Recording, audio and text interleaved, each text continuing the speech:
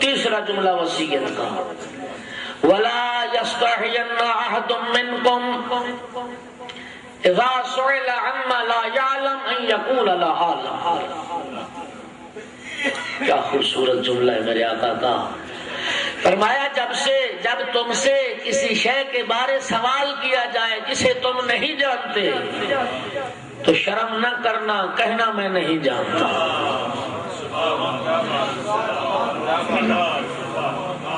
جب کسی بات کو تم نہیں جانتے تو پھر حیا نہ کرنا، پھر شرم نہ کرنا اور کہہ دینا کہ میں نہیں جانتا۔ کیا میرے آقا نے فرمایا جہلا زبانیں بند رکھتے دین تفرقہ کا شکار نہ ہوتا۔ جہلا اپنی زبانیں اگر بند رکھتے دین تفرقہ کا شکار نہ ہوتا۔ چوتھا جملہ وصیت کا، وَلَا يَسْتَحْيَنَّ أَحَدٌ مِّنكُمْ إِذَا لَمْ يَعْلَمِ الشَّيْءَ أَن يَتَعَلَّمَهُ۔ فرمایا جب تم کسی چیز کو نہیں جانتے تو پھر اس کو سیکھنے میں شرم نہ کرنا۔ اس بات کو تم نہیں جانتے، نہیں سمجھتے، اس کا علم حاصل کرنے میں، اس کو جاننے کے لیے حیا نہ کرنا، شرم نہ کرنا۔ اور یاد رکھنا دوستو، شریعت کو، احکام کو، مسائل دین کو جاننا عین حیا ہے، نہ جاننا بے حیائی ہے، نہ جاننا بے حیائی ہے۔ اور میرے آقا امیر نے فرمایا علم ایک کمرے میں بند ہے اور اس کی چابی کا نام، تالا لگا ہوا، اس کی چابی کا نام ہے سوال، پوچھو۔ اور رحمت دو عالم نے فرمایا تھا جو نہیں جانتا اور پوچھتا ہے اللہ سائل کو بھی اجر عطا فرماتا ہے، اللہ بتانے والے کو بھی اجر عطا فرماتا ہے۔ اور چوتھا جملہ میرے آقا کی وصیت کا، وعلیکم بالصبر، صبر کا دامن نہ چھوڑنا۔ جیسے صبر من الایمان کالراس من الجسد، اس لیے کہ صبر کا ایمان سے وہی رشتہ ہے جو سر کا بدن سے رشتہ ہے۔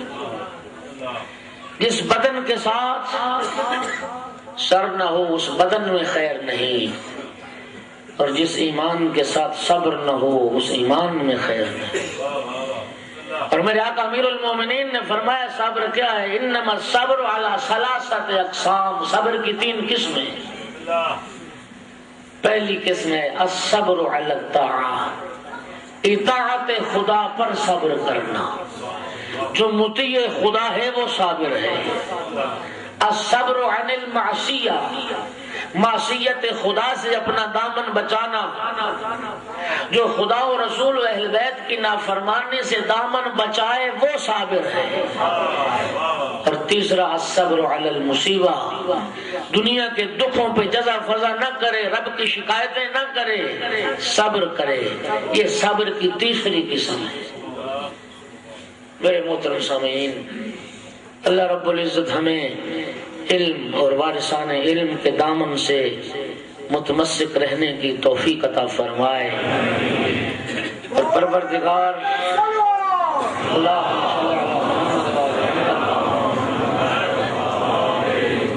ٹائم ہے تھوڑا سا میرے پاس، اجازت دیں تو میں 2 جملے جناب امیر کے عرض کروں کہ کس طرح لوگوں کو ہلاکتوں سے بچایا ہے، اور کتنا بڑا عالم تھا کائنات کا بعد از پیغمبر، اور کیسے کیسے فیصلے امیر المومنین نے فرمائے۔ رحمت دو عالم نے فرمایا میری امت کا سب سے بڑا قاضی علی ہے۔ بارگاہ امیر المومنین میں کسی نے سوال کیا، یا امیر المومنین ایک بچہ پیدا ہوا ہے، اس کے سر 2 ہیں، دھڑ 1 ہے، مولا فرمائیے وراثت میں 2 حصوں کا مالک بنے گا یا 1 حصے کا؟ میرے آقا نے فرمایا جب وہ سو رہا ہو ایک سر کو حرکت دو، اگر اس کے حرکت دینے سے وہ دوسرا سر بھی ساتھ بیدار ہو جائے تو وہ 1 ہے، اور ایک حصے کا مالک ہے، اور ایک سر بیدار کرنے سے دوسرا سویا رہے تو وہ دو ہیں، اور میراث میں دو حصوں کا وارث۔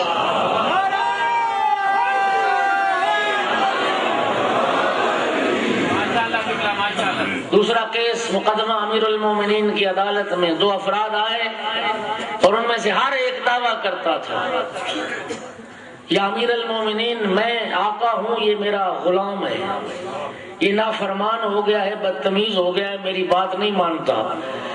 وہ کہتا یا امیر المومنین جھوٹ بولتا ہے، میں آقا ہوں، یہ میرا غلام ہے اور نافرمان ہو گیا ہے۔ اب فیصلہ یا کیا ہونا ہے؟ فیصلہ فرمائے ہم میں سے آقا کون ہے، غلام کون ہے؟ میرے آقا نے فرمایا کل نماز فجر کے بعد فیصلہ ہوگا۔ اب دنیا انتظار میں ہے اور بڑا دلچسپ کیس ہے، بڑا دلچسپ معاملہ ہے کہ امیر المومنین کیسے فیصلہ فرمائیں گے کہ غلام کون ہے اور آقا کون۔ نماز فجر کے بعد دنیا انتظار میں تھی۔ میرے آقا نے فرمایا کمبر اس دیوار میں دو سوراخ بناؤ جس سے انسان کا سر و گردن باہر نکل آئے۔ جناب کمبر نے دیوار میں دو سوراخ کیے اور میرے آقا امیر المومنین نے دونوں سے فرمایا اپنے سر باہر نکالو۔ جب سر نکال چکے تو مولا نے فرمایا کمبر ذوالفقار لے کے آ، اور وہ دونوں سن رہے ہیں، ذوالفقار آ گئی، تلوار آ گئی۔ ایک مرتبہ میرے آقا نے فرمایا کمبر غلام کی گردن اڑا دے، یہ کہنا تھا، ایک نے گردن کھینچ لی، ایک رہ گیا۔ آقا نے فرمایا جس نے کھینچ لی وہ غلام ہے۔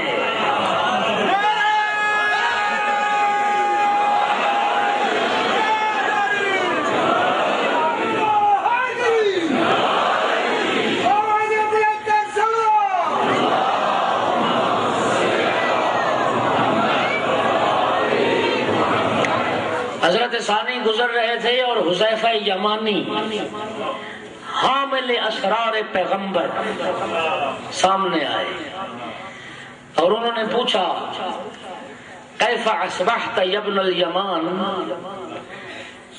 اے یمان کے بیٹے، اے حذیفہ تو نے کس حال میں صبح کی؟ یہ حذیفہ حامل اسرار پیغمبر ہیں،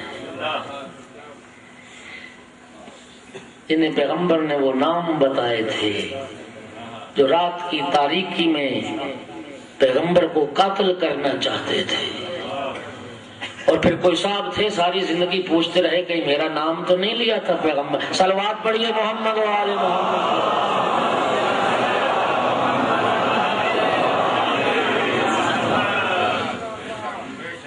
کس حال میں صبح کی حذیفہ؟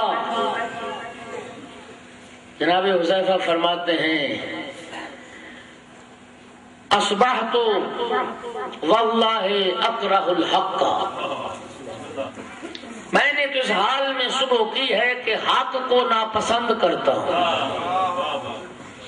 احب الفتنہ تھا، فتنہ سے محبت کرتا ہوں، اشہد بما لم ارا، گواہی اس کی دیتا ہوں جسے دیکھا نہیں ہے، اصلی علی غیر الوضو، صلاۃ بغیر وضو کے پڑھتا ہوں، ولی فی الارض ما لیس للہ فی السماء، اور میرے پاس وہ ہے جو اللہ کے پاس بھی نہیں ہے۔ روایت کے لفظ ہیں کہ شیخ ثانی غضبناک ہو گئے، غضبناک ہو گئے کہ کیسی باتیں کرتے ہیں، قابل تعزیر ہے حذیفہ، فتنے کو دوست رکھتا ہے، حق کو ناپسند کرتا ہے، اندیکھی شے کی گواہی دیتا ہے، اور کہتا ہے کہ خدا کے پاس بھی وہ نہیں جو میرے پاس۔ غضب کی حالت میں جا رہے میرے آقا امیر المومنین حلال مشکلات سامنے آئے۔ میرے آقا نے فرمایا کیا بات ہے، غضبناک کیوں؟ کہا یا علی، ابن یمان ایسی باتیں کرتا ہے۔ میں نے پوچھا کس حال میں صبح کی؟ میرے آقا امیر المومنین نے فرمایا تو کیا کہتا ہے حذیفہ؟ یا علی وہ کہتا ہے کہ اصبحت واکرہ الحق، میں نے اس حال میں صبح کی کہ میں حق کو ناپسند کرتا ہوں۔ میرے آقا امیر المومنین نے فرمایا صدقہ، حذیفہ نے سچ کہا ہے۔ فرمایا موت حق ہے اور وہ موت کو ناپسند کرتا ہے۔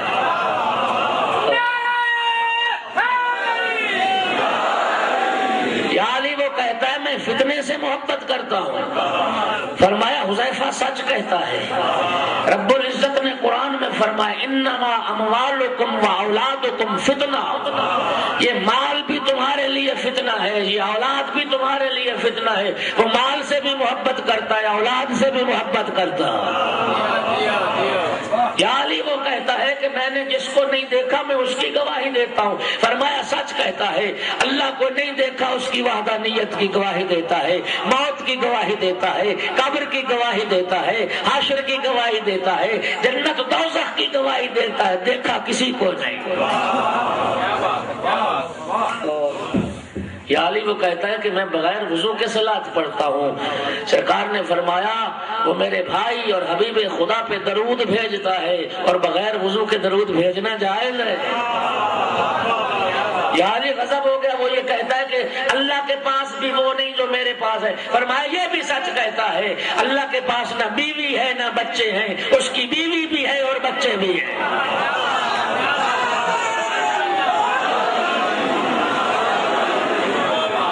اور جب میرے آقا نے وضاحت فرمائی تو کہنا پڑا علی نہ ہوتے میں آج ہلاک ہو جاتا۔ صلوات پڑھیے محمد و آل محمد کی ذات۔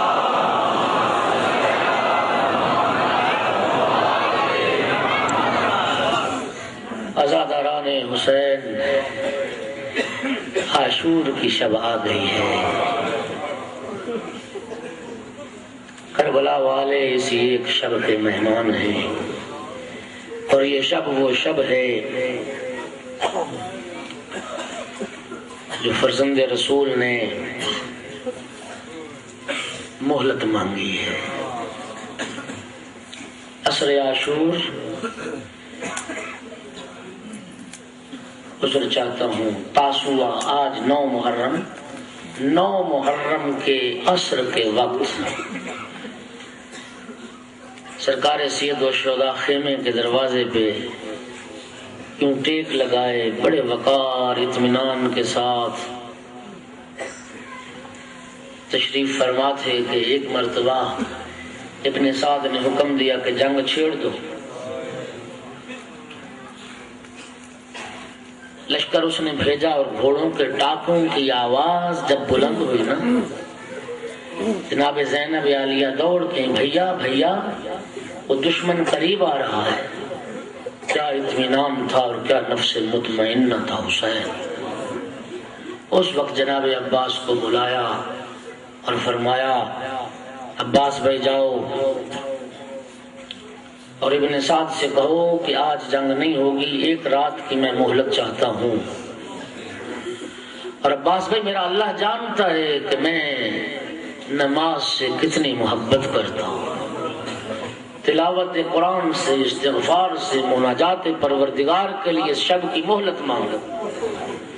اور اس منزل پہ وہ عظمت سامنے آئی جن لفظوں سے خطاب کیا نا جناب عباس کو، اذهب بنفسی انتا، عباس تجھ پر حسین قربان ہو جائے، جانا ذرا ابن سعد سے مذاکرات کر۔ اور یہ شب ہے جو حسین نے مہلت مانگی ہے۔ عزادارو، رات کا کچھ حصہ گزرا ہے۔ ہلال ابن نافع خیام کی حفاظت پہ مامور تھے۔ کہتے رات کا کچھ حصہ گزرا، میں نے دیکھا فرزند زہرا تنہا نکلے ہیں میدان کربلا کی جانب۔ کہتا میں نے اجازت تو نہیں لی، یہ سوچ کے دشمن زمانہ ہے اور فرزند رسول تنہا ہیں، میں بھی آقا کے پیچھے پیچھے کچھ فاصلے پہ چلنا شروع ہوا۔ لیکن اچانک میرے قدموں کی آہٹ سن کے فرزند رسول نے پلٹ کے دیکھا، کون؟ آقا میں ہلال، آپ کا خادم نوکر۔ قریب بلا، ہلال کیوں آئے ہو؟ فرزند رسول آپ تنہا جا رہے تھے اور مجھ سے برداشت نہیں ہوا کہ دشمن زمانہ ہے اور آپ تنہا ہوں۔ اس وقت ہلال کہتا ہے، روایت کے جملے سننا، ہلال کہتا ہے مظلوم نے مجھے اپنے سینے سے لگایا۔ رات کی تاریکی میں مظلوم نے گریہ فرمایا، فرمایا